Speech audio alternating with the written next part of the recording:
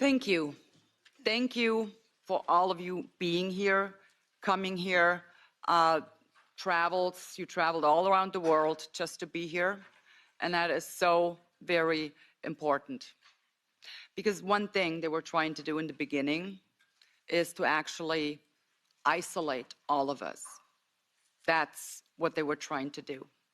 And my favorite unscrupulous WEF puppet is probably Justin Trudeau, and he coined it. They're just a small fringe minority having unacceptable views at that. It's a no-go.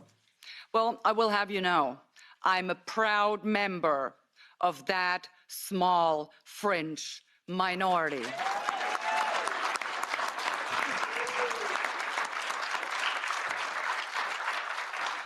But what were they actually doing?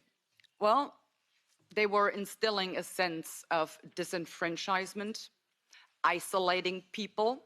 And I'm particularly grateful that Mr. Christoph pointed that out in his presentation, because that was part of the game.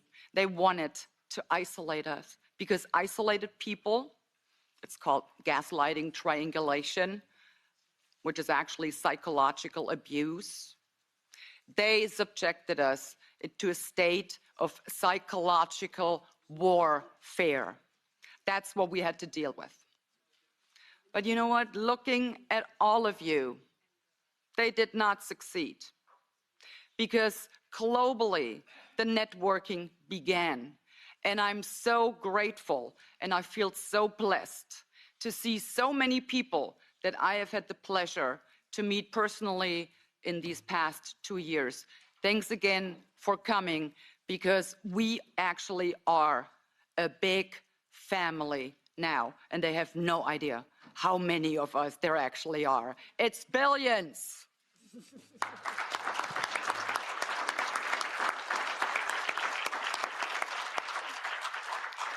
But we are really up against a lot. You might have followed the work we have done with my colleagues and Ivan Sinčić, Christian Terhash in the COVID committee. And despite everything we shed light on, despite all the lies, despite all the false narratives, despite all the misinformation, we uncovered and actually forced them to having to admit to, despite all of that, they are still determined to pull through with their plan.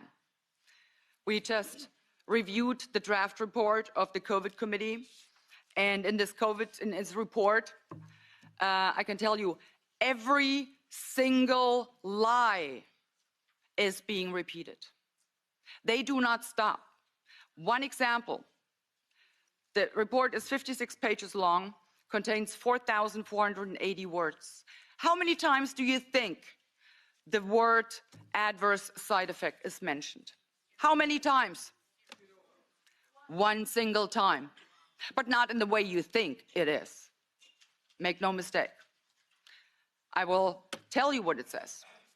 The committee requires the member states, the EU Commission, and the manufacturers of these mRNA injections, well, it doesn't say that there, but requires them to more clearly communicate adverse side effects in an orchestrated, concerted kind of way in order to, and that's the point they're trying to make, in order to prevent the spread of disinformation and fake news.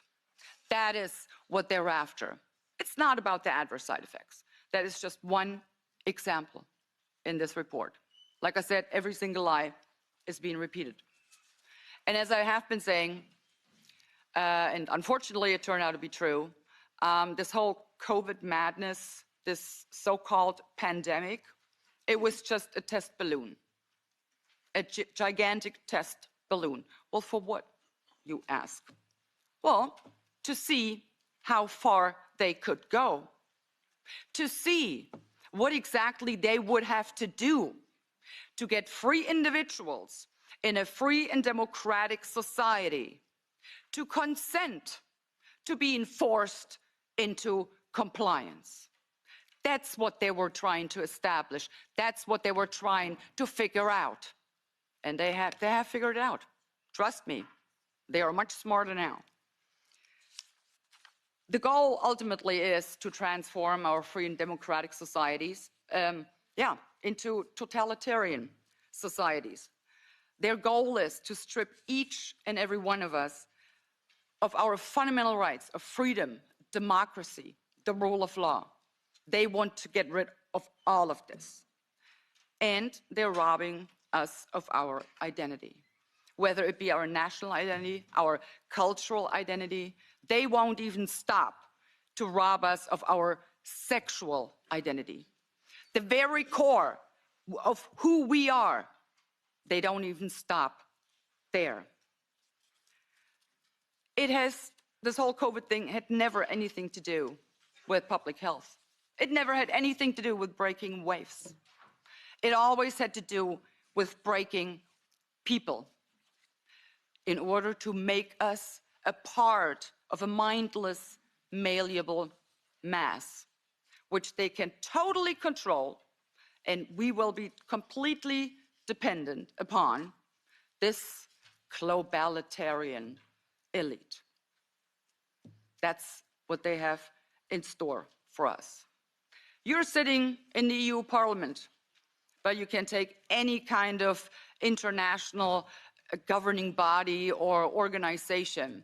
It is no longer by the people, for the people. From now on, it will be by the globalitarian elites, for the globalitarian elites, and nothing else.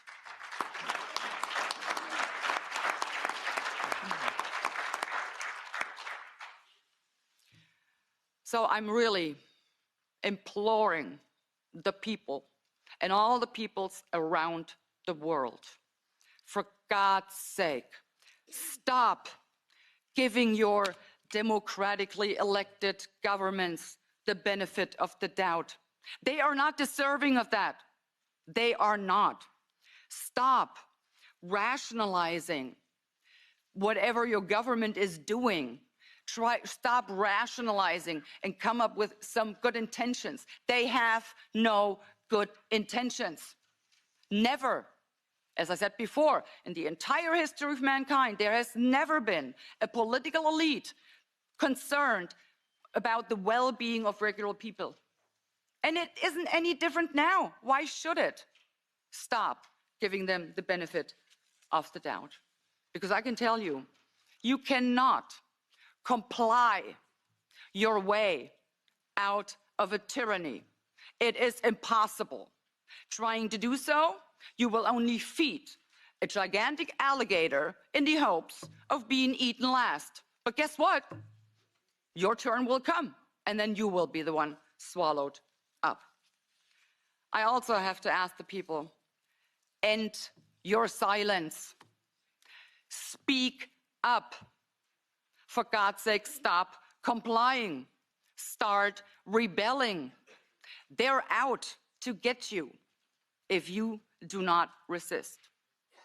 I would also urge you to stop voting for those who inflict this psychological abuse on you, who mock you for their own good.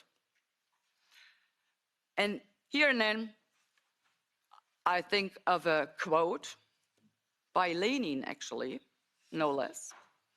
He once said, "It is true, freedom is so precious that it has to be carefully rationed." Lenin. And that's what they're doing in this place, believe it or not, exactly that. And that's what's happening all over the world right now, especially in the Western democracies. Freedom are being carefully rationed.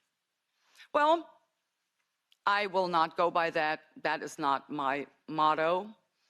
I prefer Albert Camus, because I have decided, in order to deal with this unfree world, to defy this unfree world, I have decided to become so absolutely free that my very existence is an act of rebellion. And that's what we all need to do.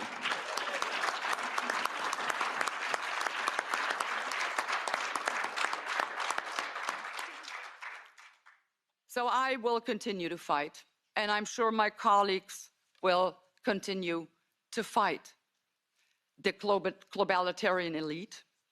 I am determined to do whatever it takes to bring them down. They have us to reckon with now, and that's why they hate us so much. Because we bother them, we are a nuisance, we're annoying them, and we are exposing whatever they're planning for us. Sometimes it's not that much fun to constantly being accused of, just about everything and anything, but we can at least say, however this pans out in the end, at least we will not stand accused by our grandchildren to having stood by in silence. We will not have to justify to our grandchildren why we were followers. It's not us. We're not followers. We're critical thinkers, and we will expose all of that. So we will not have to answer to our grandchildren why this happened. Again, I might add, again, they haven't learned anything. But, and I'm convinced of that small, fringe minority, it is so huge. Like I said, it's billions and billions of people around the globe. So the gaslighting, the psychological abuse, none of this will actually happen. And if I've come to realize one thing in these past 3 years, it is this. I'm an elected representative of the people, by the people, for the people.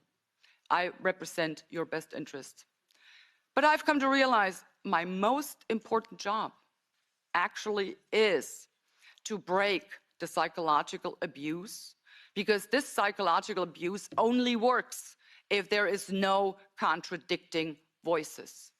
So I have come to realize my most important job to serve in the best interest of the people is to actually use my voice to break the psychological abuse, expose their lies, and give the people validation. That's what they needed, and that's what they needed to actually stand up, take to the streets, and fight this. So this is my promise to you, I will always be that voice that will break their despicable psychological abuse pattern. They're criminals and they belong behind bars. That's where they need to go.